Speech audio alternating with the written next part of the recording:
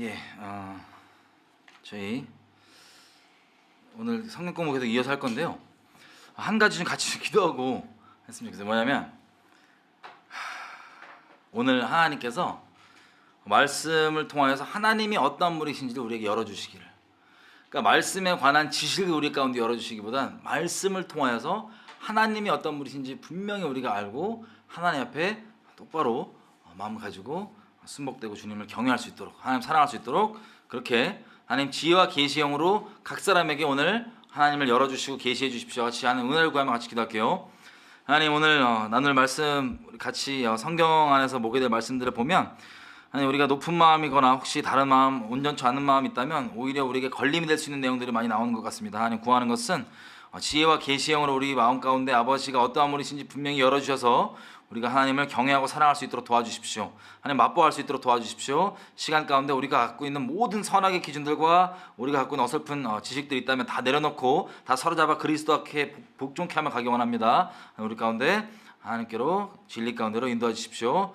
아버지께 시간을 맡겨드립니다. 감사드리며 예수님 이름으로 기도드립니다. 아멘. 예, 오늘 저희가 이제 볼 내용 차례가 사무엘하 23장은 일단 나중에 한꺼번에 보고요. 24장을 보겠습니다. 사무엘하 24장. 여러분, 사무엘하 24장을 읽어보신 분들은 아시겠지만 어떤 분들에게는 이게 상당히 난해합니다. 특히 저한테는요. 저한테는 이 말씀이 아직은 어떻게 표현할까요? 하나님께서 완전하게 열어주지 않은 것 같아요, 저한테. 그래서 이 내용을 저희 같이 그래도 있는 그대로 좀 보려고 하는데, 있는 그대로 볼 때 우리 분명히 세게 될 게 있습니까? 뭐냐면 하나님 선하신 분이시죠. 하나님은 선하시고 자비하시고 노하기를 더디하시는 좋으신 분이십니다. 아멘이죠. 하나님 선하신 분이신 거 아멘이죠. 이거를 우리가 이해를 하건 못하건 상관없이 하나님 선하십니다. 이거에 대한 분명한 아멘이 안 되신 분들은 오늘 혹시라도 좀 마음이 어려울 수도 있어요. 하나님은 완전하신 분이십니다. 우리가 갖고 있는 기준으로 이분을 잴 수가 없고, 이분이 재판장이시고 우리가 재판장이 아니에요. 우리가 선악을 판단하는 재판장이 아니에요. 하나님이 재판장이십니다. 하나님이 선악의 기준이십니다. 내가 납득이 되냐 안 되냐, 내가 공감이 되냐 안 되냐, 동의가 되냐 안 되냐, 이게 기준이 아니에요. 내가 기준이 아니에요. 선악의 기준이 하나님이 기준이십니다. 아멘이죠? 네, 그래서 이 부분이 확실하지 않으시면 오늘 약간 마음이 좀 어려우실 수도 있는 분이 있으니까 미리 말씀드립니다. 끄세요. 지금 끄세요. 하나님이 내가 이해가 되건 안 되건, 내가 막 그렇게 느껴지건 안 느껴지건 무조건 선하신 분이다라는 거에 아멘이 안 되시는 분들은 끄세요. 그거 보지마. 저에게는 개인적 기준일 수 있는데, 성경에 보면은 바울이 이런 표현 하잖아요. 어린아이에게 먹는 애들이 먹는 음식이 있고, 하나님 말씀을 비유로 얘기하는 거예요. 단단한 먹을 거, 소화하기 어려운 어른들만 소화할 수 있는, 오늘 내용이 아마도 그런 부분이 있지 않을까. 왜냐면 저한테 엄청 어렵거든요. 어쨌든 제가 있는 그대로 좀 볼 거예요. 그래서 다시 말씀드립니다. 하나님이 완전하게 선하시다라는 거에 이해 없으시면 지금 빨리 끄세요. 안녕. 안 보시는 게 나아요. 그래서 그래요. 걸리면 될 수 있어. 이거는 저에게는 아주 단단한 음식이기 때문에 다 열리지도 않았고 있는 그대로 좀 가보겠습니다. 사무엘하 24장 1절에 이렇게 시작합니다. 다 끄실 분 끄셨을 거예요. 예. 나중에 시험 받아 저한테 뭐라고 하면 안 돼요. 끄세요. 24장 1절. 여호와께서 다시 이스라엘을 향하여 진노하사 저희를 치시려고 다윗을 감동시키사 가서 이스라엘과 유다의 인구를 조사하라 하신지라. 자, 지금 여기 보시면 하나님이 누구를 치려고 하는 거래요. 지금 다윗을 치려고 하는 거예요? 아니면 이스라엘을 치려고 하는 거예요? 다윗도 이스라엘 일부 중에 하나니까.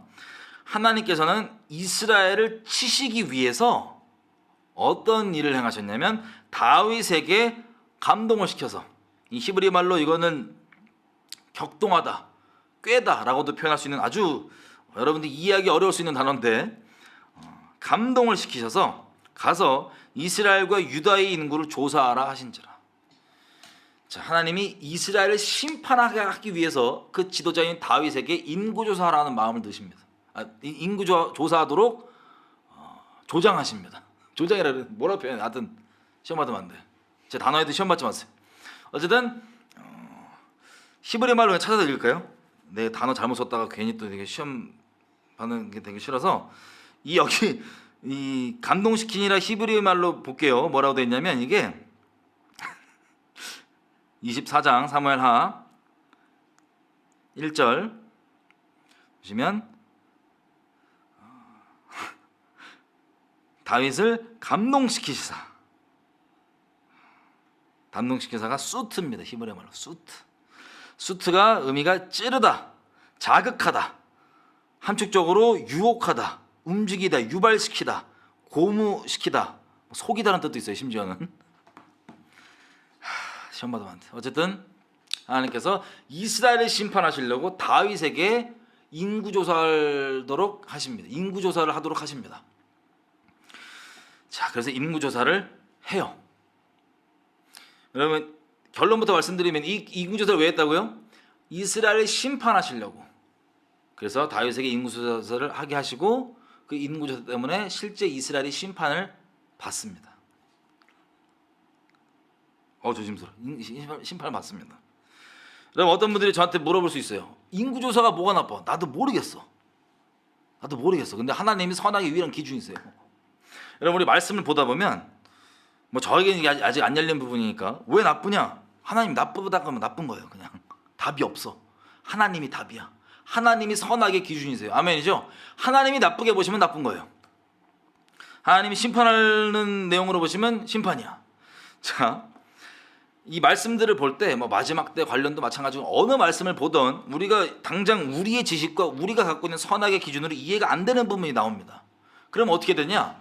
어거지로 이걸 짜갖고 막 이거는 왜 그러지 막 하나님께 까불면서 하나님 내가 재판장 자리에 앉아서 하나님을 막 재판해요. 왜 이런 걸 나쁘게 보시지? 왜 이런 걸 나쁘다 그러시지? 그런 마음이 드신 분들은 재빨리 회개하십시오. 여러분들이 하나님의 자리에 대신 앉아 있는 거예요. 선악과 먹은 죄인으로서 제가 항상 말씀드렸잖아요. 선악과가 왜 이름이 선악과냐? 하나님이 유일한 선악의 기준이고 여호와께서 말씀하시는 대로가 선악의 기준이어야 되는데 그게 아니라 내가 선악을 판단하는 재판장 자리에 앉아서 내가 판결을 하고 앉았는 그 죄성의 본질, 하나님 자리에 내가 꿰차고 있는 것. 그래서 내가 선악을 내가 분별하는 것. 그리고 심지어는 하나님까지도 뭐 이런 하나님은 뭐야 나쁘다, 악하다, 이딴 하나님 안 믿어 이런 정신 나간 소리 하면서 하나님을 악하다 판결 내리는 것. 이게 최악의 교만이고 죄성이 아주 본질 깊은 끝입니다. 지옥 가는 죄악. 자, 그래서 성경을 보다 보면 우리가 가끔씩 지금 내가 가지고 있는 기준과 내가 가지고 있는 뭐 도덕적 기준 혹은 옳고 그름의 기준, 내 상식으로 이해가 안 되는 경우가 나오지만 이때는 하나님이 무조건 옳으십니다. 여기에 순복해야 돼요. 아멘이죠? 그래서 말씀을 볼 때 말씀을 내 지금 가지고 있는 이해와 내 가지고 있는 기준으로 끼워 맞추려고 막 어거지로 이걸 이해하려고 꾸겨서 막 넣다 보면은 잘못될 수 있습니다. 그래서 신천지 같은 데를 따라다니는 거예요. 왜냐하면 내가 평소에 이해 안 됐던 것들을 나름 이상한 아주 개 잡소리지만 죄송한 편이에요. 그거지만 막 뭐가 풀어주는 것 같으니까 거기 막 혹해갖고 따라가는데 그런 지적 추구를 일단 내려놓으시고 하나님의 말씀이 무조건 맞습니다. 아멘이죠? 하나님이 유일한 선악의 기준이십니다. 그래서 마지막 때 이런 거 뭐 볼 때도 머릿속에 교리적으로 내 지식적으로 내가 이해하는 방향으로 막 말씀을 꾸겨 넣다 보니까 엉망으로 막 잡히고 막 그런 거예요. 막 어떤 구도가 교리나 이런 것들도. 그래서 시험 받을까 봐 말씀드립니다. 자, 어쨌든 하나님이 이스라엘을 심판하시려고 다윗을 통하여서 일하고 계십니다. 지금 이 부분을 조금 이해는 저도 다 안 되지만 몇 부분을 보면 출애굽기 30장 한번 가보겠습니다. 출애굽기 30장 12절.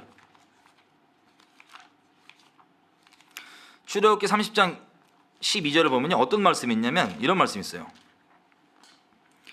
11절 12절부터 읽을게요. 출애굽기 30장 12절. 네가 이스라엘 자손의 숫자를 따라서 조사할 때, 그러니까 인구 조사할 때, 이스라엘 자손의 인구 조사할 때 조사받은 각 사람은 그 생명의 속전을 여호와께 드릴지니. 속전이 뭐냐면 속량해주는 돈, 랜섬 비용입니다. 랜섬 비용, 몸값. 자, 속량 비용, 대신해주는 죄를 뭐 사해주고 속해주고 그런 거 있죠. 그 대신해주는 그 비용, 인구 조사를 할 때 비용을 내야 된대요. 그 생명 속전을 여호와께 드릴지니 이는 계수할 때 숫자를 셀 때 그들 중에 전염병이 없게 하려 함이라. 여러분 이게 무슨 뜻이냐면요, 이스라엘은 왜 그런지 모르겠어요. 저도 이해는 아직 안 주셨어요, 하나님께서. 근데 인구 조사를 할 때 속전을 안 내면 전염병이 와요. 그게 정해져 있어요, 이스라엘 백성한테. 속전을 내지 않고 인구 조사를 하면 전염병이 옵니다. 이게 다윗 때 갑자기 그런 게 아니고 하나님이 원래 정하신 법이에요, 이스라엘에게. 속전. 자, 13절 보면 무릇 계수 중에 듣는 자마다 성소의 세겔대로 반세겔을 낼지니까 이거 어디에다 주는 돈이냐면 성소에다가 주는 돈인데 인당 반세겔이에요. 반세겔. 이게 반세겔이면 싼 값은 아닙니다. 은이거든요. 왜냐하면 출애굽기 38장에 가보면 이게 은인 게 나옵니다. 출애굽기 38장, 여러분 피지 마세요. 제가 잠깐 가서 말씀드릴게요. 38장 25절을 보면 조사받은 회 중에 드린 은은 성소의 세겔대로 100달란트와 1775세겔이니. 자, 이 조사받은 게 뭐냐면 이거예요. 24절에 보면 성소 건축 비용으로 드린 금은 성소의 세겔대로 29달란트와 730세겔이며 조사받은 회 중에 드린 은. 자, 26절에 조사받은 자가 20세 이상으로 60만 6,550명이기 때문에 성소의 세겔대로 각 사람에게 은 한 배가 곧 반세겔씩이니라. 그러니까 이 반세겔은 은의 반세겔입니다. 제가 이거 60만 3,550 이거 계산해 봤거든요. 두들길 필요 없어요. 제가 얼마 전에 해봤어요. 계산기로 두들겨 봤더니 반세겔이잖아요. 그러면은 요 돈이 나오는데 1달란트 있죠. 여기 100달란트라고 나오죠. 1달란트가 3,000세겔입니다. 그리고 나머지는 1,775세겔. 어쨌든 이게 맞아요. 이 숫자가 왜 정확하게 지켜져야 되냐면 이게 안 되면 속전, 죄를 사하는 이 속전이 돼야 되는데 그 금액인데 그게 안 되면 전염병이 온다는 거예요.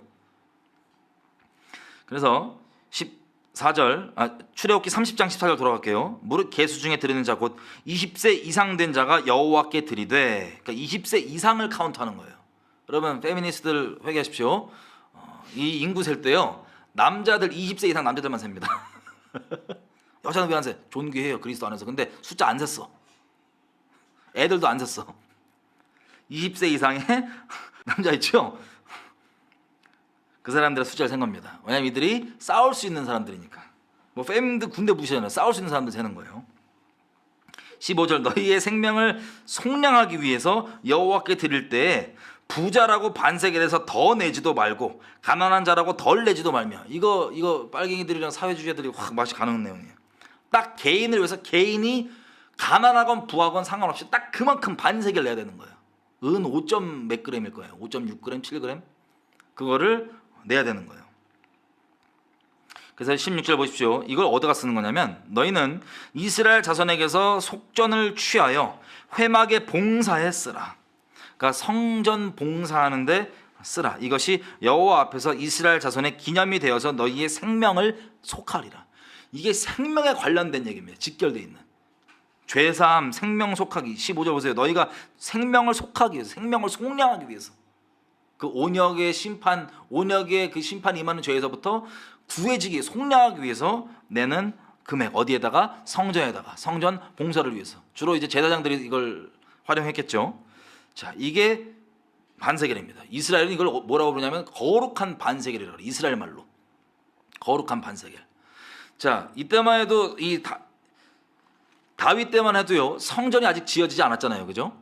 근데 나중에 이제 성전이 지어지고 쭉 가면서 예수님 때만 봐도 마태복음 17장 있는데 보면은 어떤 내용이 나냐면 가버나움에 제자들이랑 예수님이 가요. 그랬더니 반세겔 이거 수금하는 자, 표현이 기억이 안 나. 근데 반세겔 수금하는 자가 오니까 베드로가 주여 우리 돈 없는데요. 그랬더니 야, 저기 가면은 저 물고기 잡았고 입 열면 한 세겔 들었으니까 네 거 내 거 내라. 이게 이제 그 반세겔이에요.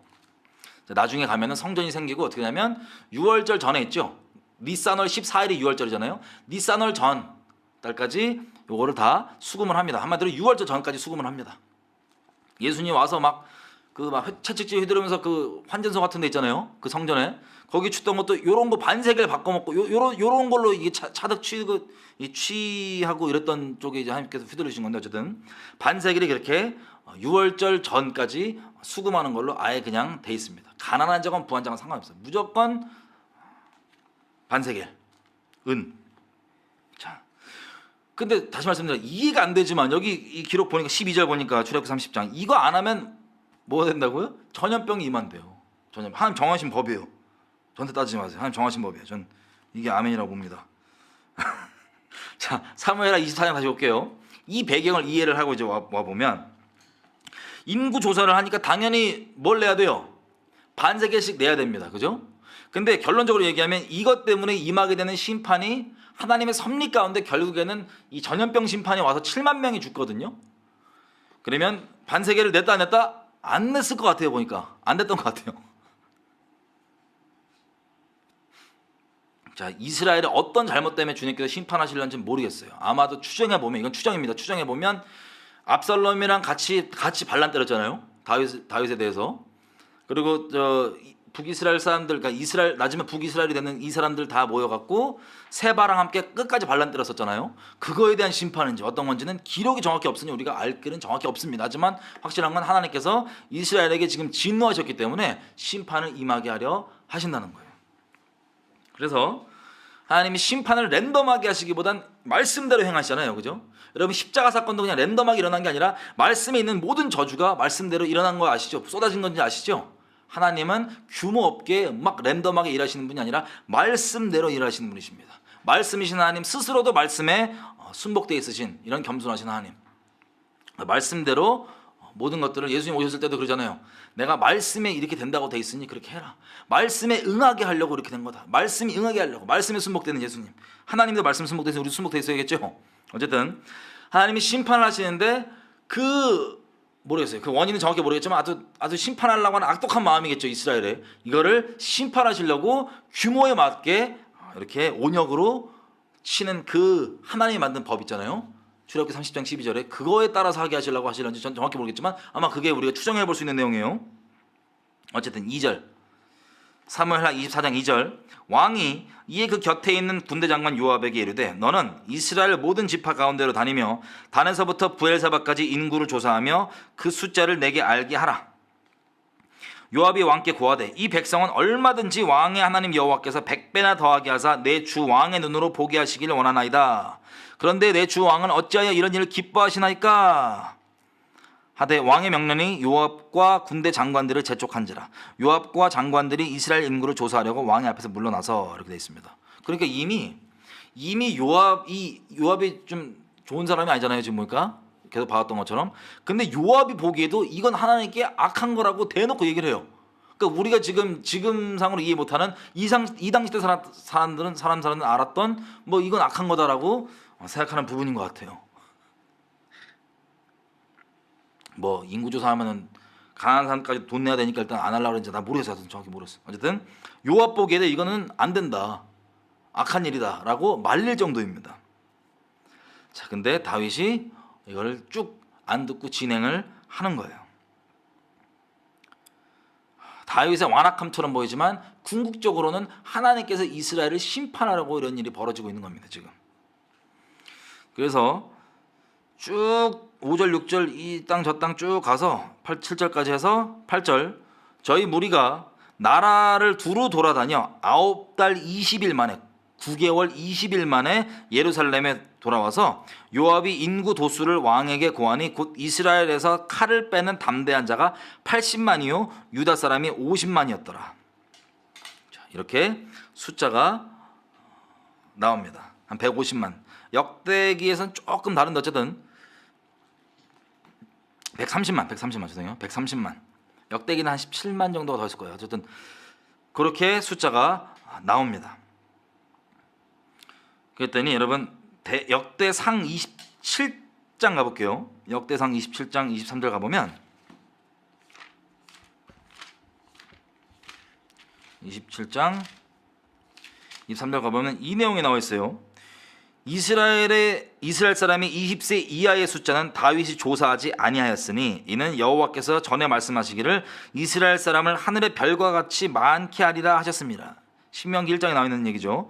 그렇게 말씀하셨기 때문에 20세 이하는 안 셌고 24절 스루야의 아들 요압이 조사하기를 시작하고 끝내지 못하여서 이 일로 인하여 진노가 이스라엘에게 임한지라 그 숫자를 다윗 왕의 역대 지략에 기록하지 아니하였더라.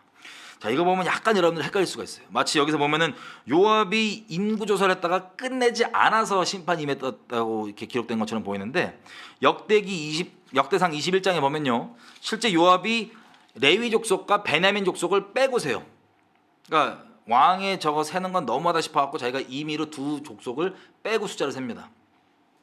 어쨌든 그렇게 했는데 27장 우리가 방금 읽었던 24절 내용처럼 요압이 숫자를 다 세지 않았기 때문에 심판이 임한 것처럼 보이는데 사실 이걸 있는 그대로 읽으면 약간 그 내용과 다릅니다.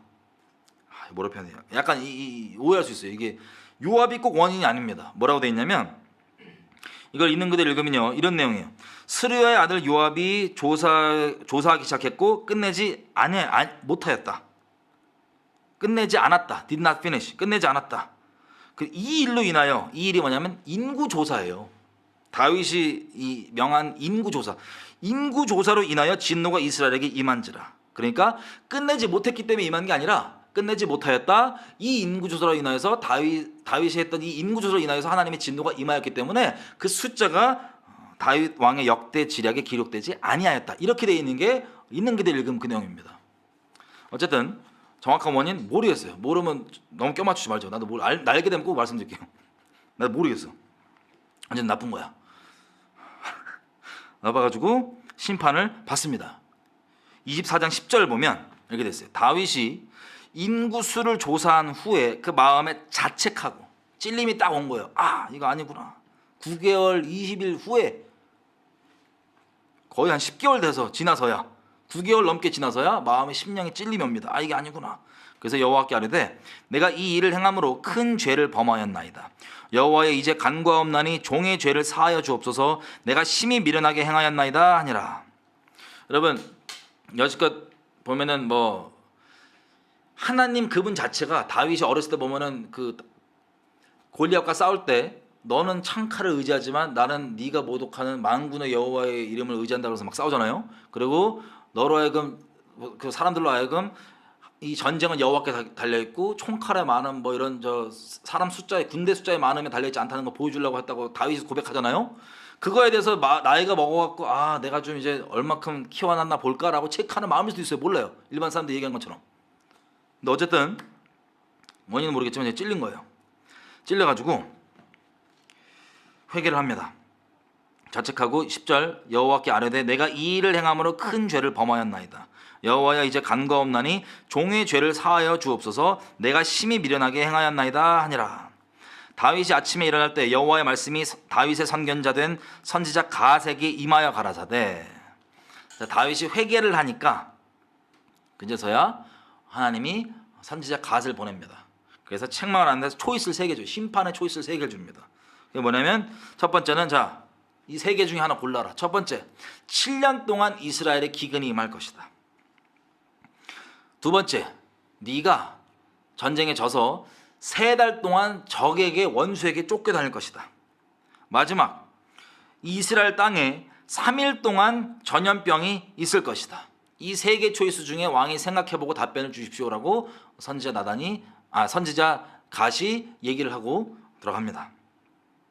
그랬더니 다윗이 결론을 내려서 뭐라고 얘기했냐면 14절 이렇게 얘기해요. 다윗이 갓에게 이르되 내가 곤경에 있도다. 여호와께서는 긍휼이 크시니 우리가 여호와의 손에 빠지고 내가 사람의 손에 빠지지 않기를 원하노라.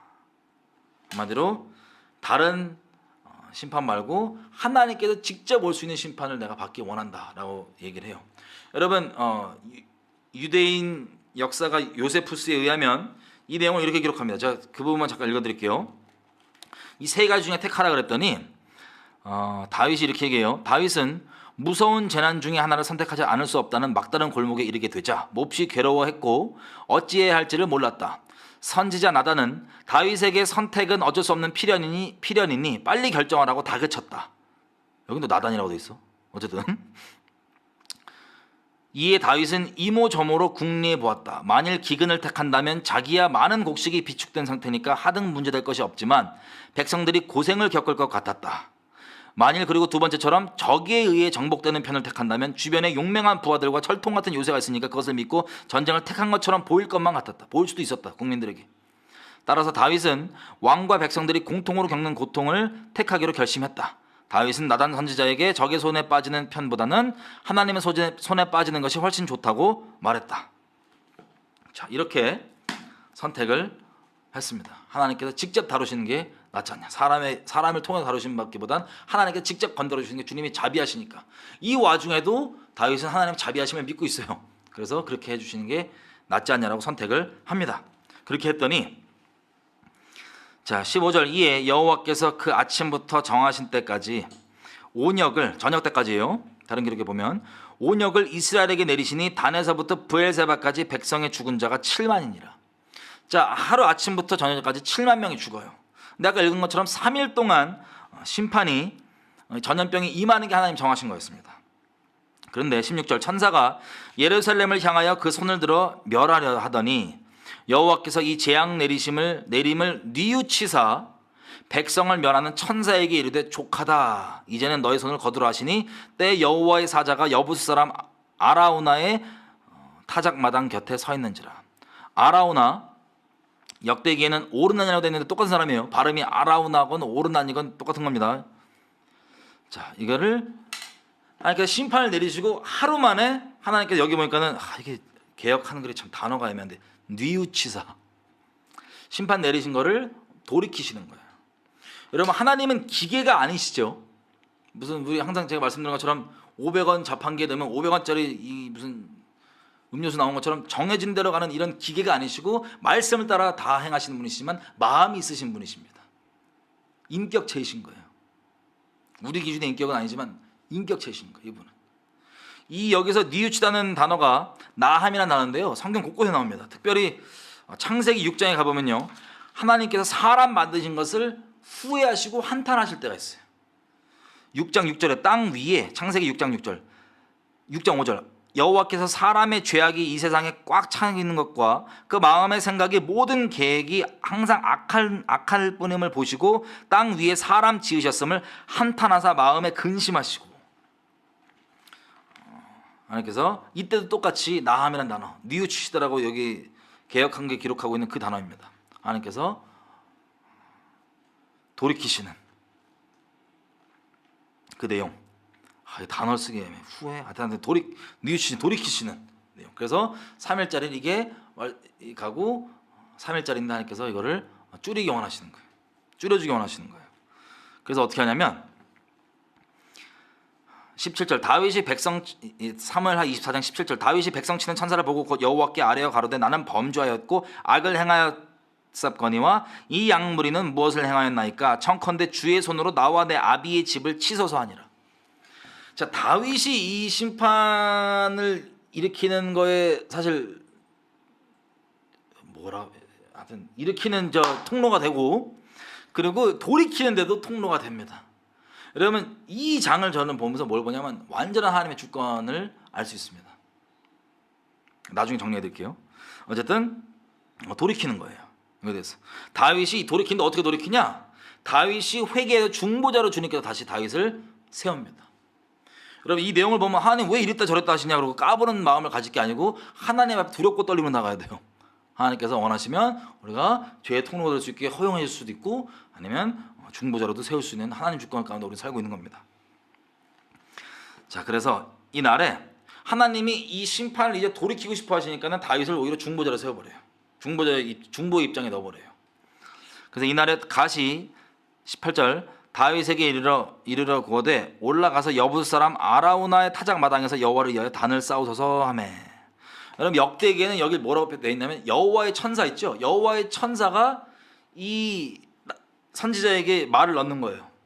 다윗에게 가서 오르난 그 아라우나 사람 타작 마당에 가서 하나님께 제사를 드리라고 해라. 여호와의 말씀을 이렇게 전하는 거였습니다. 천사가.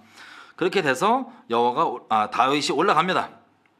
올라가서 아라우나를 마주쳐요. 여러분 아라우나는 어떤 사람이냐면 이거 잘 보세요. 18절에 보면 중간에 여부스 사람 아라우나라고 되어 있어요. 여부스 사람이 뭐냐면 가나안 족속 있죠. 여부스 족속이 예루살렘을 차지하고 있었는데 다윗이 기억나시는지 모르겠지만 기름 부음 받고 왕 되자마자 바로 처음 쳐들어가는 곳이 예루살렘입니다. 예루살렘 탄환. 그때 여부스 족속을 다 밀어내지만 아라우나는 오르난 똑같은 사람. 이 사람은 다윗의 친구였어요. 다윗의 편에 서고 하나님 편에 서서 다 쫓겨날 때 쫓겨나지 않고 남아있던 사람이었습니다. 하지만 이방인인데 한마디로 이스라엘 족속에 접붙여진 사람이에요. 이방인인데. 자, 이 타작마당에 가서 예배를 드리는데 왜 중요하냐면 결론적으로 이 타작마당이 어디냐? 아브라함이 자기 아들 이삭을 데리고 하나님께서 보이시는 산으로 올라가라고 되어 있잖아요. 창세기 보면 그 산이 바로 이 산입니다. 여기에서 하나님이 자신을 배신하고 떠난 모든 인류 족속을 어떤 방법으로 자기에게로 인도하실지에 대해서 그 마음을 아브라함에게 계시하실 때 그 방법이 뭐였어요? 하나밖에 없는 아들을 대신하여서 제물로 주는 그 아비 마음이 부어졌던 그곳, 아브라함 평생 가운데 내 아들을 통하여서 열방의 족속들을 복주고 다 축복해 주시고 자기 하나님께 돌리킨다 하셨는데 어떤 방법일지 어떤 마음일지를 그때 알게 됐던 그 장소 있죠. 하나님의 가장 깊은 마음이 쏟아지는 그 장소. 지금 이스라엘 가면 성전산이라 그래요. 성전산, 예루살렘 안에 거기예요. 거기 예루살렘 나중에 성전이 세워지는 바로 그 장소. 거기가 이방 사람이지만 접붙여졌던 여부스 오르난의 타작 마당입니다. 다윗은 이걸 뭐라고 표현하냐면요. 역대상 22장 1절 가보시면 뭐라고 얘기하냐면 이렇게 얘기해요. 이 제사를 드리고 다윗이 하나님이 여기서 드린 중보의 기도를 받으시고 전염병을 그치시고 평안을 주시니까 다윗이 깨닫습니다. 22장 1절 역대상 다윗이 가로되 이는 여호와 하나님의 집이요 전이요 이는 이스라엘의 번제단이라 하였더라. 그래서 이곳을 성전의 장소로 이때 이 경험을 통하여서 확정합니다. 다윗이. 그러니까 그 성전이요 이렇게 장소가 확정이 되는 거예요. 다시 얘기하면 전 아직 열리지 않았지만 하나님께서는 이곳에 특별히 마음을 두고 계시는 곳이라고 말할 수 있습니다. 이곳에 그리고 이스라엘 사람이 아닌 이 접붙여진 이방인의 소유였던 그곳이 하나님 마음에 있던 바로 그곳이었어요. 어쨌든 여기에서 단을 쌓게 합니다. 그랬더니 다윗이 거기 오르난한테 가잖아요. 그랬더니 보고 나 지금 여호와께 제사 드리러 왔다. 내가 이 제사를 드려야지 이 전염병이 그친다 라고 했더니 오르난이 그러면 이거 다 갖다 쓰십시오 라고 거저줘요. 무상으로. 근데 다윗이 뭐라고 얘기하냐면 이렇게 얘기해요. 내가 24절 왕이 아라우나에게 이르되 그렇지 아니하다. 내가 값을 주고 너에게서 살 것이다. 값 없이는 내 하나님 여호와께 번제를 드리지 아니하리라 하고 은 50세겔로 타작마당과 소를 사고. 역대기에는 구체적으로 뭘 사는지 안 나와 있지만 금 600세겔이라고 되어 있어요. 이거를 대가를 지불해서 사고 25절 그곳에서 여호와를 위하여 단을 쌓고 번제와 화목제를 드렸더니 이에 여호와께서 그 땅을 위하여 기도를 들으심에 이스라엘에게 내리시는 재앙이 그쳤더라. 자, 이게 오늘 저희가 읽은 내용이에요. 이걸 통해서 성전의 장소가 확정되는 거예요. 이 경험을 통해서. 역대기를 가보면 21장입니다. 이 똑같은 내용이 역대상 21장에 나와 있어요. 여러분 다시 말씀드리면 시험 받으시 지금 끄세요. 지금 끄세요. 나도 지금 있는 그대로 최대한 읽으려고 그러는 거 그냥. 자, 시험거리.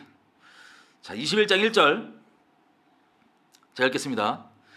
똑같은 사건이에요. 사탄이 일어나 이스라엘을 대적하고 다윗을 격동하여 이스라엘을 계수하게 하니라. 이 인구조사를 여기 보니까 기록이 누가 시켰다고 돼 있어요? 사탄이 다윗에게 이스라엘을 대적해서 이렇게 했다고 돼 있어요.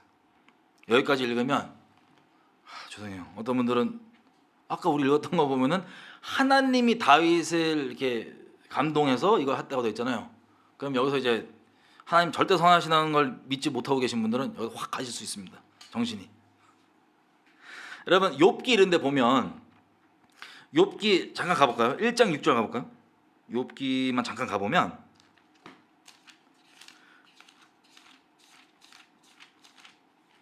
욥이 하나님 앞에 의로운 사람이죠. 그런데 일반 사람은 겪기 어려운 상상을 초월한 어려운 고난들을 겪습니다. 욥이. 질문을 드려볼게요. 욥이 겪은 고난은 사탄이 한 거예요? 아니면 하나님께서 하신 거예요? 시험 받으시면 빨리 꺼. 시험 받으시면 빨리 꺼. 지금 굳건치 못하신 분들. 하나님이 허락하신 겁니다. 그죠? 여기까지 다 맞죠? 근데 직접적으로 이걸 어떤 거면 하늘 보좌 앞에 지금 사탄이 하나님 앞에 까불면서 욥이 괜히 하나님 섬기는 줄 아냐고. 다 먹고 살기 뭐 돈 많고 뭐 여유롭고 배대지 똥땅 부르고 기름진 거 먹고 그러니까 그런 거 아니냐고. 이렇게 얘기하니까 하나님이 그래? 그러면 욥의 몸 건드지 말고 요건 쳐봐. 요거까지는 네가 쳐서 허락해줄게. 이런 식으로 가서 직접 와서 칠 때는 누가 쳐요? 사탄이 치는 거예요.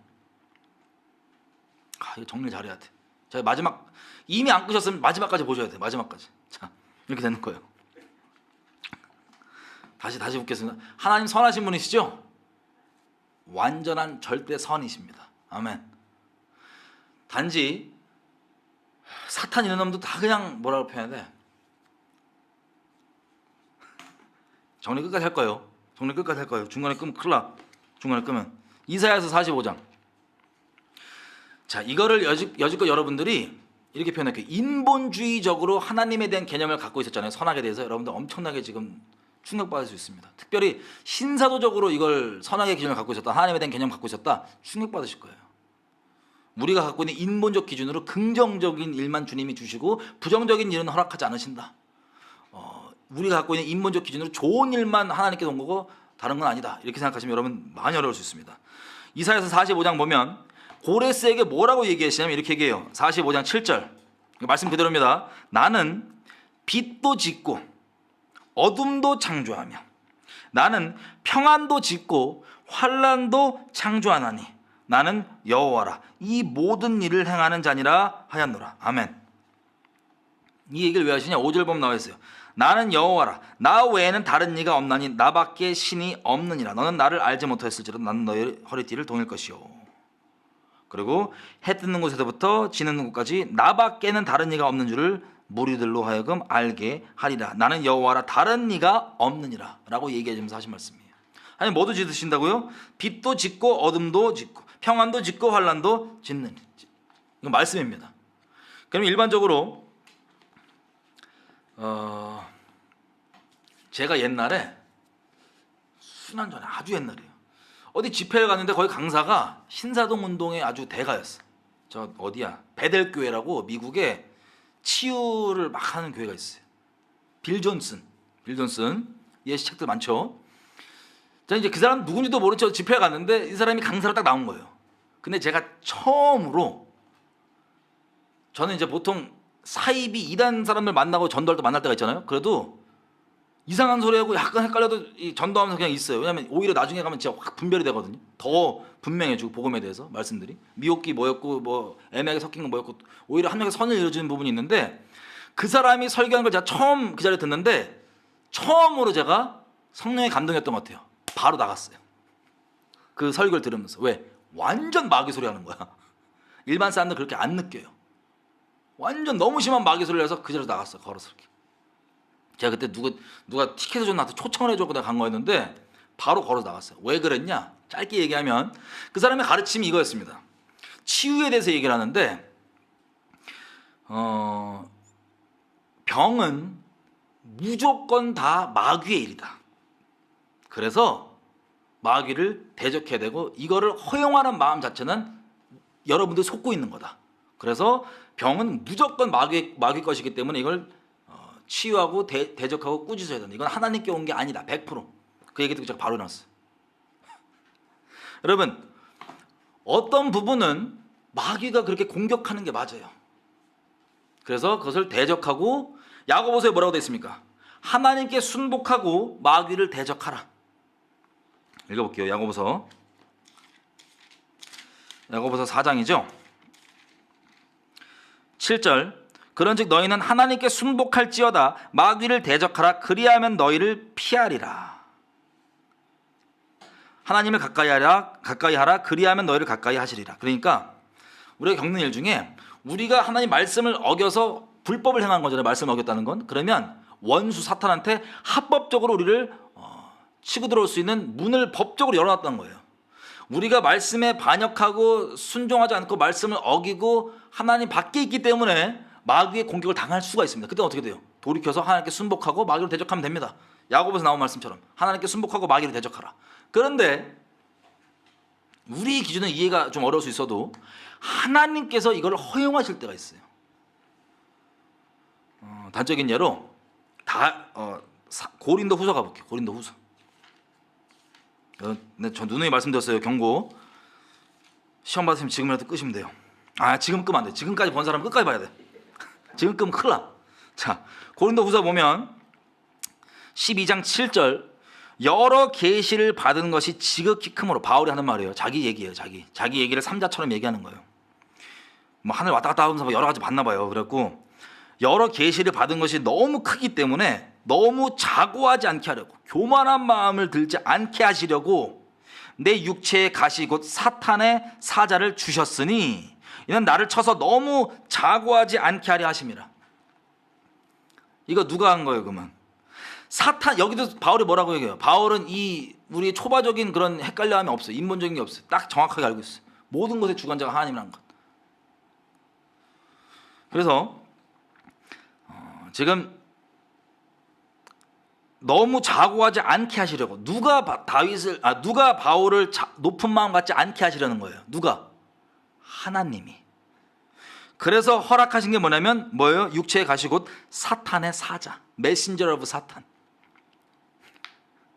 시험 받아. 어디서 지금 봐봐요. 말씀 그대로야. 하나님이 특정 목적을 위하여서, 다 그런 거 아니에요. 다 그런 거 아니에요. 특정 목적을 위하여서 사탄, 마치 요백에 그랬던 것처럼 사탄의 일이 허용될 때가 있어. 그 사람한테. 어떤 게 그런 거냐? 헷갈리면 일단 하나님께 회개할 거다. 회개하고 말씀에 순복한 채로 마귀를 대적해봐. 근데 대적하고 하나님 살려주세요, 도와주세요, 대적하고 그래서 대적된다 그러면 내가 회개했어야지 되는 거고, 회개 안 했기 때문에 그게 벌어진 일이었던 거고, 내가 그렇게 순복하고 회개하고 마귀를 대적한데도 그게 그대로 있다 그러면 다윗과 같은 걸 수 있어요. 바울과 같은 걸 수 있어요. 뭐라고 얘기하냐? 분명히 이거 사탄인데 바울이 사탄 귀신 잘 쫓아요, 안 쫓아요? 아니, 잘 쫓아요. 물론 하나님 성령 인도하신 대로 하는 거지만 이거는 바울이 그냥 냅둔 게 아니고 몇 번이나 간구를 했었어요. 하나님께. 하나님, 8절. 이것이 내게서 떠나기를 위하여 내가 3번 주께 간구하였더니 주께서 말씀하시기를 9절. 내 은혜가 너에게 충분하다. 족하도다. 이는 내 능력이 약한 데서 온전하여 짐이니라 하신지라. 이러므로 도리어 크게 기뻐함으로 나의 여러 약한 것들에 대하여 자랑하리니 이는 그리스도의 능력으로 내게 머물게 하려 함이라. 그러므로 내가 그리스도를 위하여 약한 것들과 능력과 궁핍과 핍박과 곤란을 기뻐하노니 이는 내가 약할 때 그때 곧 강함이니라. 아멘. 여러분, 이게 이해가 되세요? 지금 바울도 얘기하기를 지금 사탄이 지금 자기 이 가시가 지금 이렇게 박혀갖고 이게 너무 괴로운 거야. 어떤 사람이 간질이라고도 얘기하잖아요. 너무 힘든데 이거를 제발 떠나게 해달라고 하나님께 간구했더니, 물론 바울은 저는 믿기로 하나님께 순복돼 있고 회개한 채로 했을 거라고 믿어요. 그렇게 했는데 이게 안 떠나는 게 뭐냐? 말씀을 떠나 있기 때문에 마귀에게 영적인 합법적으로 문이 열려있기 때문에 일어난 일이 아니라 하나님이 가장 선하신 분이시잖아요. 바울을 위해서 허용해 준 거예요. 바울이 이게 없으면 높은 마음을 갖고 하나님을 떠날까 봐. 이해가 되세요? 무슨 뜻인지? 이것도 그럼 하나님 나쁘다 이렇게 생각하시면 바짝 회개하셔야 돼. 여러분이 재판장 자리에 앉아 있는 거예요. 여러분, 오해하지 마셔야 될 건 이거예요. 모든 일이 또 하나님 허락하신 게 아니에요. 사탄한테 허용해 주신 게 아니에요. 그래서 그래, 내가 이거 읽는 건 여러분들이 회개하고 막 마귀를 대적해야 될 그 사건에 대해서 하나님 허락하신 거 이렇게 그냥 먼저 포기해버리면 여러분 속는 거야. 일단 회개하고 주님께 온전히 서서 회개하고 저걸 마귀를 대적하세요.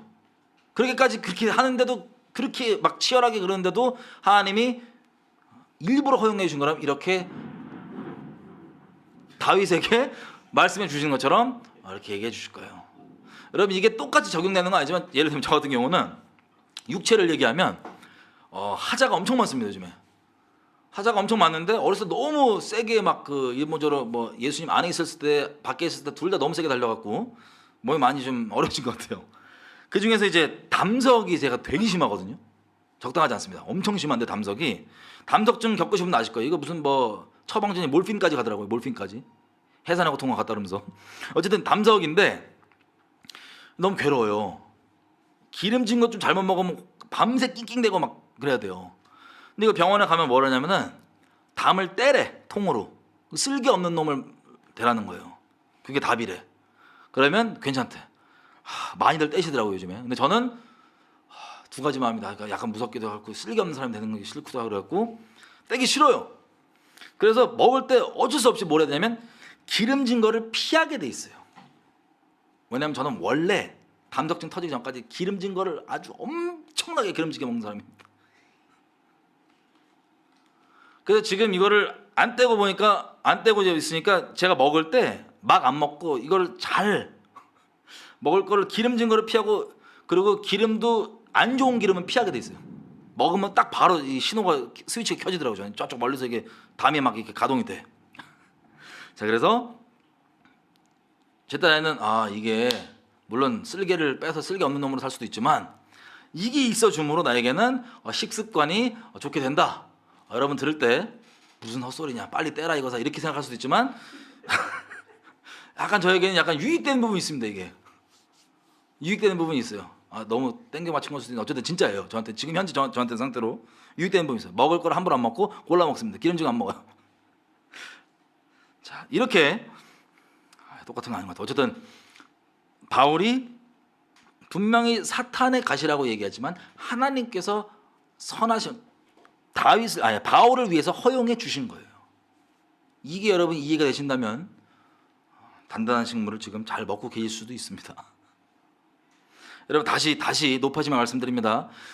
대부분은요 하나님께 우리가 온전히 있는 상태에서 하나님이 우리를 위해서 그렇게 조금 허락해 주시는 그 차원이 아니고 많은 경우는 제가 여지껏 봐왔던 많은 경우는 하나님 말씀에 본인들이 어긋나 있기 때문에 마귀에게 문이 열려서 공격당하고 있는 게 상당수예요.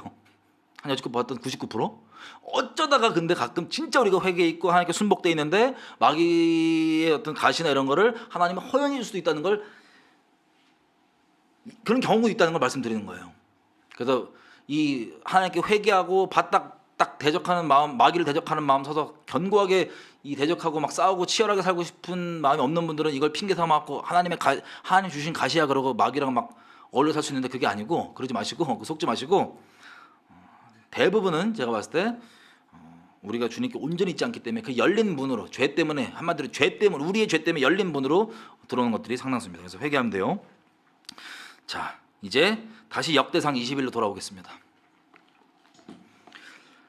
여러분 그래서 그 신사도 그래서 우리가 갖고 있는 기본적인 하나님에 관한 우리의 개념 있잖아요. 내가 갖고 있는 만든 하나님 선악의 내가 갖고 있는 인본적 선악의 기준으로 그렇게 봤을 때 지금 이런 거 욥이나 뭐 바울이나 몇 가지만 봐도 아까 제가 말씀드리고 있었던 그 신사도의 대부 빌 존슨이나 이런 사람들 이 사람들이 얘기했던 마귀의 일은 무조건 아픈 것은 무조건 마귀의 일이니까 무조건 대적해야 된다라고 얘기하면 많은 경우 맞을 수 있으나 궁극적으로 무슨 문제가 생기냐 성경에 말하고 있는 아까 우리 이사야서에서 읽었던 환난도 짓고 빛도 짓고 평안도 짓고 어둠도 짓고 이 하나님 있죠. 이 모든 것을 주관하시는 그 하나님을 경외할 수밖에 없게 만드는 그 모든 것 가운데 우리가 어긋날 수 있어요. 특별히 이 마지막 때 다른 하나님의 상을 가질 수가 있어요. 우리가 그게 위험한 겁니다. 이 얘기 들으시는 거기 이제 그 치유 받고 심하게 치유 잘 하고거나 보고 계신 분들은 반문을 가지고 있어. 그래도 치유가 일어나지 않냐? 여러분 치유는 마귀도 해요. 그런 식으로 사람들에 대해서 이미 우리가 지금 뭐 카톨릭과 배교하고 이런 것들 보면서 우리가 열매로 보고 있잖아요. 그들이 갖고 있는 하나님은 성경이 말하는 그 살아계신 있는 그대로의 우리가 경외해야 될 만한 그 하나님이 아니고 우리의 인본주의로 선악으로 만들어진 하나님 있죠. 인본주의 기준상 선악으로 만들어진 하나님. 우리 인본주의 기준으로 부정과 긍정 이렇게 나눠져 있는 요 요 개념에 만든 하나님이 계속 추구하게 되고, 마귀 입장에서 그게 먹히잖아요. 지금 치료 몇 번 해주고 궁극적으로 그냥 치료 같은 쇼 한번 해주면서 얘네가 하나님, 성경의 하나님 아니라 미혹된 카톨릭과 연합하는 배교된 하나님, 잘못된 하나님을 쭉 믿고 따라간다. 그러면 내가 마귀 만나면 무조건 치유시켜줘요. 이해가 되세요? 그 하나님에 대해서 잘못 있는 그대로 못 따르게 하려고. 마귀의 목적은 그거예요. 치유가 안 되게 하는 것도 목적도 아니고, 사람이 있는 그대로 예수 그리스도를 믿어서 진짜 구원받지 못하게 만들고 자기 마귀의 종으로 살게 만들다가 평생 갖고 놀다가 지옥 보내는 게 마귀의 목적 아니에요. 그러니까 치유도 지네끼리 쇼로 일어나게 할 수 있다 없다? 할 수 있어요. 그 하나님에 대한 오해만 줄 수 있으면. 자, 이런 식으로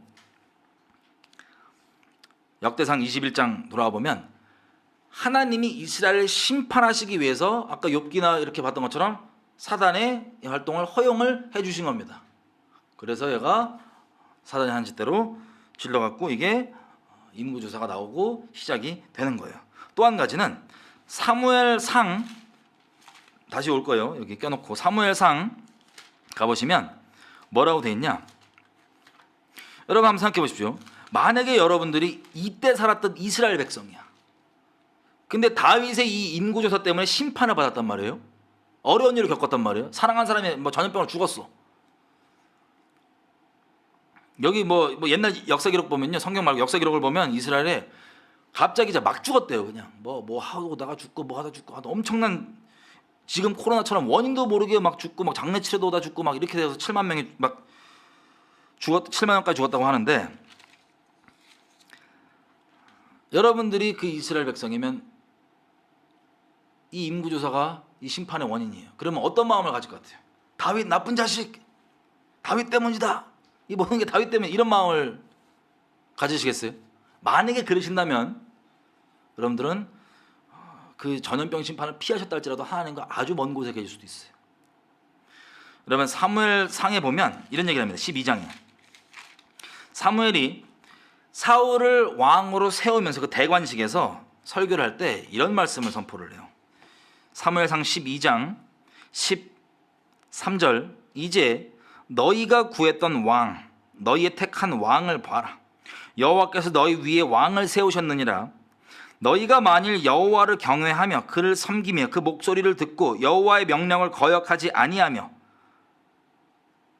또 너희와 너희를 다스리는 왕이 너희 하나님 여호와를 쫓으면 좋겠지만은, 너희가 만일 여호와의 목소리를 듣지 아니하고 여호와의 명령을 거역하면 여호와의 손이 너희 열조를 치신 것 같이 너희를 치실 것이라. 이렇게 돼 있잖아요. 여러분 킹제임스 흠정역 혹은 이걸 있는 그대로 보면 아까처럼 약간 문맥이 약간 애매한 게 이렇게 됐어요. 흠정역 이런 데 보면, 너희가, 영어로 읽어드릴게요. If you fear the Lord and serve Him and obey His voice. 그러니까 너희가 하나님을 두려워하고 하나님을 섬기고 하나님의 음성을 청중하면, 그리고 and do not rebel against the commandment of the Lord. 그러니까 하나님의 계명을 어기지 아니하면 then both you and the king who reigns over you will continue following the Lord your God. 무슨 뜻이냐?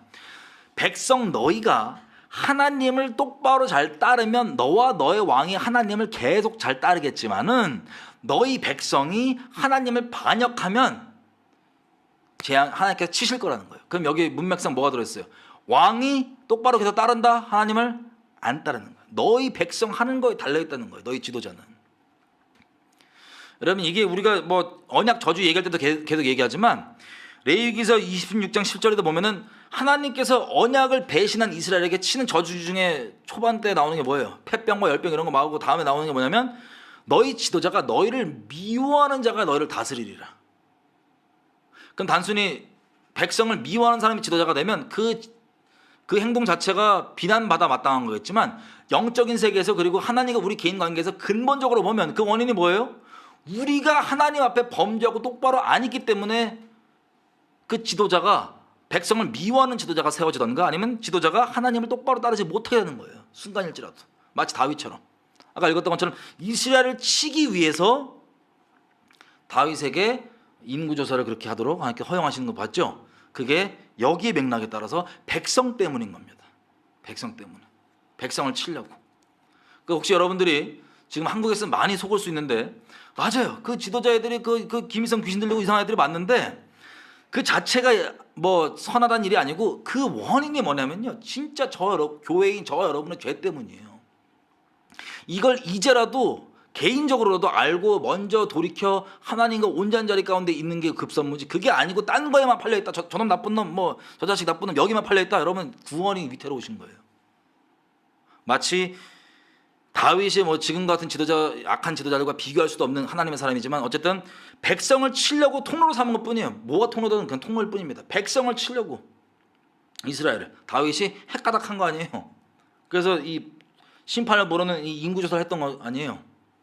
물론 지금 저 김일성 귀신 들리는 애들은 심판을 넣어서 아예 그냥 저주의 나락으로 떨어뜨리는 그 아주 종합 세트로 끝까지 가고 있는데, 그게 다 뭐냐, 우리가 그들을 욕하고 다윗 때문이다, 나 이스라엘 백성이면 저 다윗 나쁜 놈이야 이렇게 얘기할 게 아니라고요. 그건 여러분들 속고 계신 거예요. 실제 다윗이 나쁜 짓을 해서 그게 심판이 임한 걸 수도 있어. 근데 그 맞은 걸 수도 있어. 하지만 거기만 매여 있으면 여러분들은 속고 계신 거예요. 이걸 통해 주님이 뭘 원하신지를 놓치고 계신 거예요. 이스라엘 백성을 치시려고 그렇게 한 겁니다. 그래서 다시 역대상 21장으로 돌아와서 이게 격동이 돼갖고 인구 조사를 다윗이 합니다. 그 다음에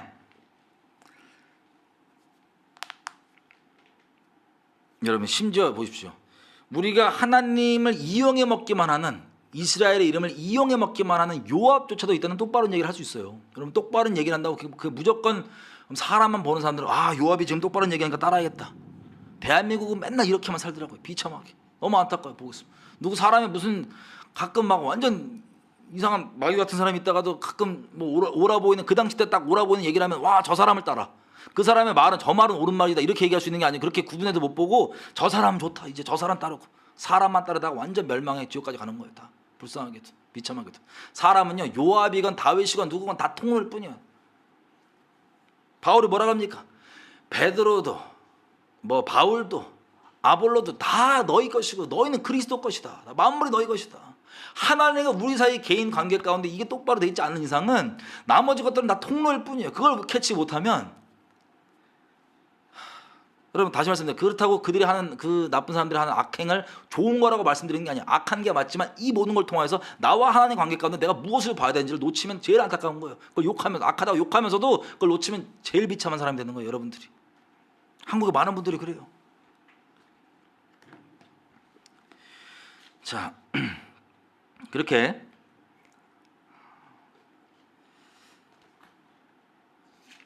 합니다. 그 다음에 보십시오. 21장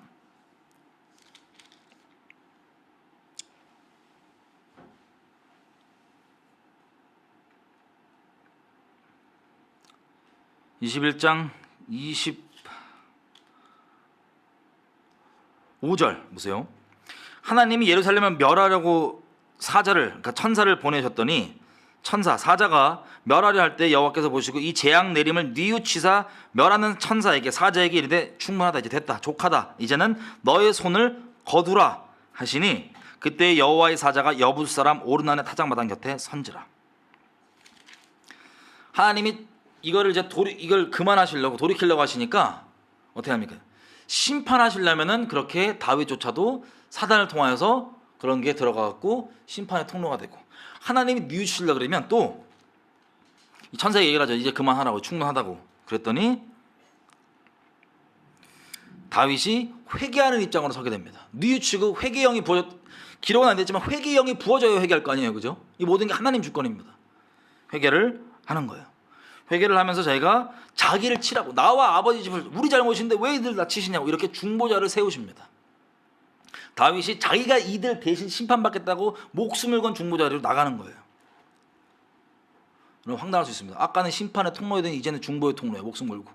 하나님 주권이. 하나님을 똑바로 안 보고 사람 보면 헷갈리시는 거예요. 사람들이 다. 하나님 안 보고 사람이 저 사람은 저 사역자는 헷갈리시는 거예요. 하나님을 보셔야 돼요. 중보의 통로로 삼습니다. 다윗을. 그렇게 해서 중보의 통로로 삼았더니 18절 보십시오. 여호와의 사자가, 그 천사가 얘기하는 거예요. 선지자 가세에게 명하여 다윗에게 말하기를 올라가서 여부스 사람 오르난 타작마당에서 여호와를 위해 단을 쌓으라고 하신지라.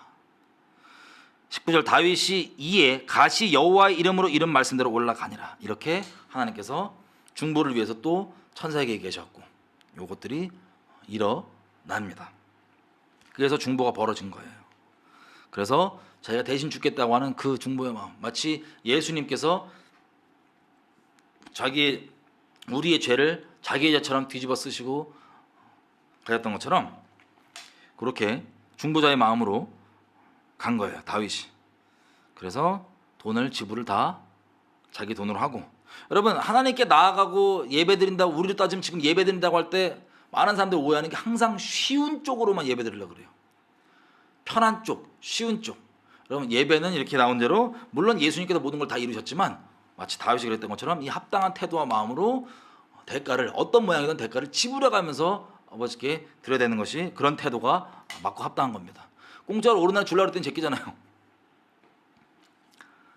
자, 그렇게 해서 제사를 드리고 26절 다윗이 거기서 여호와를 위하여 단을 쌓고 번제와 화목제를 드려 여호와께 아뢰었더니 여호와께서 하늘에서부터 번제단 위에 불을 내려 응답하시고 천사에게 명하시며 저가 칼을 집에 꽂았더라. 여러분, 상상해 정리를 해볼게요. 하나님이 심판하시면 뭘 통하지도 않고 그냥 바로 심판해 버리시고, 그리고 그냥 뉘우치시고 돌이키셨으면 그냥 돌이키시면 되는데 절차들을 따라서 가잖아요. 여기서 우리가 확인해본 절차가 뭐냐면 말씀에 의한, 하나님께서 정해놓으신 어떤 그 영적 질서들에 의한 것들을 다 주님 스스로가 순복해 가시면서 거기에 따라서 심판도 하시고 중보자들도 세우시는 걸 봤습니다. 정확한 원인은 모르겠지만 아까 이 성전 세 있죠, 이 속건 반세겔, 그 속전, 그 반세겔을 안 내면, 인구조사할 때 그걸 안 내면 전염병이 임한다고 돼 있잖아요. 하나님이 이스라엘을 심판하시려고 이걸 다 마음속에 두셨을 거 아니에요? 또 한 가지 놀라운 것은 다윗에게 3가지 선택권을 줬음에도 불구하고 다윗은 전염병을 택했습니다. 다윗이 인식이 있었는지 없었는지 모르겠지만 이거에 대한 속전을 주지 않으면, 반세겔을 주지 않으면 인구조사할 때 오게 된 정하신 심판이 전염병이었어요. 근데 다윗이 이걸 스스로 택했습니다. 그러면 섭리 가운데 이 모든 말씀들이 말씀대로 돌아오고 그게 이루어지는데 다윗의 그런 성향조차도 주님이 다 아신다 모르신다? 다 아시는 거예요. 결론을 내리면 하나님이요 모든 것을 주관하시는 분이십니다. 그렇다고 해서 저와 여러분 오해하지 말아야 할 건 이거예요. 사람은 자유의지가 있기 때문에 이 자유의지가 지옥 가는 결정을 하더라도 주님이 경고해 주시고 얘기해 주십니다. 하지만 그 결정을 스스로 돌이키게 그것을 존중해 주시지 강제로 하시지는 않아요. 그래서 그 지옥 갈 결정까지 내릴 수 있는 자유의지로 죄를 범하고 하는데, 죄가 개인에게만 짓는 죄가 있고 다른 사람에게 하는 죄가 있어요. 살인, 강간, 뭐 남에게 하는 이런 것들. 자, 그 죄악들까지도, 자, 이 죄악들, 이런 것들을 겪고 있는 분들이 있다면, 뭐 이런 것들이 주변에 있는 케이스가 있다면 하나님이 허락하면 다 나쁘다고 생각하지만 그건 여러분 오해예요. 그거는 자유의지를 지옥 갈 수 있는 결정까지 자유의지를 결정하는 이 사람이 하나님이 악을 행하라고 조장하고 명령하신 적이 없지만 그가 사악함으로 공중의 권세 잡은 자, 귀신들, 마귀들 따라서 그 안에 죄성을 따라서 악을 행한 거예요. 그러니까 그런 것까지 하나님 나빠 이렇게 얘기하지 마세요. 감히 하나님 재판한 자리에 있지 마세요.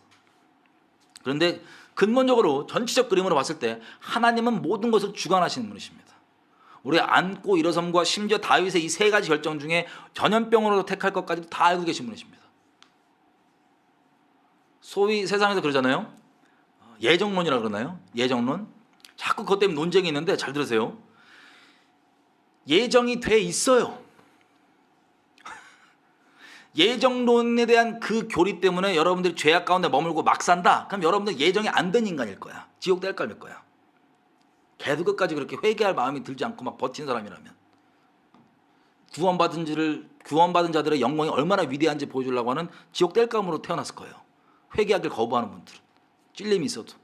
그러면서 예정론 얘기한다? 예정론과 상관없는 사람들이 예정론 얘기하는 거예요. 로마서 8장에 보면 예정론에 돼 있는 사람들이 나오는 열매 중에 하나가 뭐냐면 이거예요. 8장 29절. 하나님이 미리 아신 자들로 또한, 그러니까 미리 아신 거 봐요. 예정돼 있는 사람이라고 할 수 있죠. 미리 아신 자들로 또한 그의 아들의 형상을 본받게 하기 위하여 미리 정하셨으니. 무슨 뜻이에요? 하나님께 내가 예정이 정말 돼 있는 사람이라면 나오게 된 열매가 죄악 가운데 머물고 까불면서 나 예정 돼 있기 때문에 있던 미친 소리 하는 지옥 될감으로 사는 게 아니고, 착각한 지옥 될감이죠. 그게 아니라 항상 그리스도로 본받고 싶어 하는 거예요. 인생의 방향이 거룩으로 향해져 있는 거예요. 그래서 그 아들의 형상을 담고 싶어 하는 그 방향으로 나아가는 게, 그런 열매가 있다면 여러분은 아마 예정돼 있는 사람일 수도 있어요. 이해가 되세요? 무슨 뜻인지? 그래서 예정은 돼 있는데 누가 예정돼 있냐 몰라요. 예정론 믿고 죄악 가운데 머물고 여러분 죄를 짓는 핑계거리를 삼는다? 여러분 지옥 될 가능성이 높아요. 그런 핑계거리하고 여러분 큰 인생 두고 도박을 두지 마세요. 근데 예정이 돼 있는 사람이라면 하나님의 책망을 들을 때 겸손한 마음으로 돌이켜서 하나님께 나가려고 하는 겁니다. 회개하려고 하는 겁니다. 그게 열매의 큰 차이일 거예요. 예정론에 대한. 어쨌든 예정은 돼 있고 하나님이 주관하시는데, 이것대로 예정이 돼 있으니까는 그럼 막 살아도 되는 게 아니에요. 이걸 보면 볼수록 뭘 볼 수 있습니까? 하나님 앞에 두렵고 떨림으로 주님을 경외할 수밖에 없는 거예요. 언제든 하나님이, 만약 우리 다윗을 쳐봐요. 언제든 하나님이 심판의 통로도 삼을 수도 있고, 개인적으로 내가 남에게 심판 통로되기 원치 않잖아요. 물론 하나님 강제적으로 뭐 그런 일이 필요하다면 어쩔 수 없겠지만, 어쨌든 우리가 개인적으로는 심판의 통로되는 거 원치 않고 항상 생명의 통로가 되고 싶지 않으세요? 나만 그런가? 나만 그럴 수 있어요. 하여튼 그러니까 두렵고 떨림으로 하나님만 더 경외할 수밖에 없는 거예요. 예정돼 있기 때문에 이렇게 까볼 수 있게 되는 게 아니라 방종으로 나갈 수 있게 아니라 더 경외할 수밖에 없는 거예요. 하나님. 그래서 주기도문의 기도처럼 뭐라고 나오냐? 마태복음 보면 주기도문 기도가 나오잖아요. 아까 우리가 노래하면서 했던, 찬양하면서 했던 6장에 보면 이렇게 돼 있어요. 마태복음 6장 다 지나치고 여기부터 볼게요. 13절부터 우리를 시험에 들게 하지 마옵시고 다만 악에서 구하옵소서. 대개 나라와 권세와 영광이 아버지께 영원히 있사옵나이다. 이때 우리를 시험에 들게 하지 마옵시고 다만 악에서 구하옵소서. 이 기도가 절로 나오게 돼 있어요. 우리를 시험에 들게, 난 시험 이길 수 있어요. 제일 위험한 분이세요. 지금 제일 위험한 상태에 있어. 하나님, 우리를 시험에 들게 하지 마옵시고 모든 종류의 악에서부터 우리를 건져주십시오. 구해주십시오. 이렇게 나는 이 정도는 세고 내가 이 정도 버티니까, 이렇게 생각한 것 자체가 이미 속고 있는 거야, 귀신한테. 항상 겸비함 가운데 하나님이, 아까 다윗 봤죠? 심판의 통로로 삼을 수 있고 바로 얼마 안 지나서 중보의 통로로 삼을 수 있었던 것처럼 우리가 겸비함 가운데 하나님께 나아갈 수밖에 없는, 다윗이 이걸 통해서 뭘 배웠겠어요? 인생 말년에서 더더욱 여호와를 경외할 수밖에 없구나를 배웠겠죠? 우리도 마찬가지예요. 평생 다윗이 이렇게 인생 말년에 겪게 된 것들을 우리가 굳이 겪지 말고 미리 하나님, 나는 하나님만 진짜 붙잡고 나의 의지, 나의 힘으로 내가 뭐 되고 안 되고 까부는 소리 하지 않고 나는 하나님 앞에 우리에게 가르쳐 주신 기도처럼 시험에 들게 하지 말게 해주시고 모든 악에서부터 우리를 건져주십시오. 그리고 하나님께서 저를 통해서 이루고자 하신 뜻, 하나님께서 하늘에서 이미 이루신 뜻, 저를 통해서, 저를 통하지 않더라도 하나님 뜻이 이루어지게 해주십시오. 이것을 우리가 보고 목도하며 증인으로 영원히 살겠습니다. 이것들, 이 겸비한 마음이 우리 가운데 이 다윗의 장을 통하여서 맺어져야 될 열매일 줄로 생각이 됩니다. 자, 어쨌든 이제 다음 내용은 이제 성전을 짓는 마무리를 하는 거를 이제 보고 다윗 내용을 아마 끝낼 것 같은데요. 이렇게 해서 하나님의 성전이 지어지는 그 산, 모리아 산이죠. 그 성전산, 성전이 지어지는 그곳이 결정이 되는 겁니다. 이렇게 우리에게 볼 때는 그냥 넘어갈 수 있는 내용이지만 아주 다윗의 인생 가운데는 잊어서는 절대 안 되는, 인생 말년에도 다시 한번 새겨지고 주님을 경외하는 것밖에 답이 없다는 것을 다시 한번 리마인드 할 수밖에 없는 그 사건, 그게 바로 기록되어 있는 이 사건입니다. 그럼 시험 안 받았으면 좋겠고, 결론은 뭐냐면요, 하나님 때 되면요 알려주세요. 우리가 성경 읽다가 모르는 거 있잖아요. 그러면 일부러 머릿속에 막 꾸겨넣지 마시고 하나님께 여쭤보세요. 겸손히. 그러면 때가 되면, 우리에게 필요하다면 그때에 맞게 늦지 않게 분명하게 우리가 이해할 수 있는 방법으로 계시해 주시고 이해시켜 주시고 말씀해 주십니다. 아멘이죠? 그래서 우리가 그분을 신뢰해서 그분만 손잡고 한 걸음 한 걸음 따라갈 수 있는 거예요. 결론은 뭐냐? 하나님을 경외하는 것 외에는 진짜 우리 인생 가운데 이 정도로 답이 없다는 것. 여러분, 그래서 이스라엘 백성들처럼, 이 다윗 때 살았던 이스라엘 백성들처럼 혹시 그때 우리 살았다면 저 다윗 놈이 잘못해서 그런 거 아니냐, 거기 덫에 빠지지 마세요. 그게 팩트이고 사실을 할지라도 하나님께서 그 일을 통해서 우리와 하나님 관계 가운데 행하실 것들이 먼저 발견하지 못한다면 우리의 그 목소리 내고 뭐 잘못했다 뭐 잘했다 분별하는, 그건 분별, 헛된 분별이에요. 우리 영혼에 유익이 없는 헛된 쓰잘데없는 머리만 커진 분별일 수 있습니다. 그래서 우리 그것들을 조심하면서 다윗 우리 읽었던 내용 기억하면서 하나님 우리가 평생 가운데 하나님의 선하시고 인자하신 자비의 통로만 됐으면 좋겠습니다. 하나님만 경외하기 원합니다. 하나님이 이 모든 것들을 주관하신 분이라는 걸 우리가 다시 한번 깨닫고 우리를 모든 시험에 들지 않게 해주시고 모든 악에서부터 건져주십시오 라고 하는 그 주기도문의 내용들을 같이 우리 주님 앞에 좀 겸비한 마음으로 좀 올려드렸습니다. 같이 좀 기도할게요.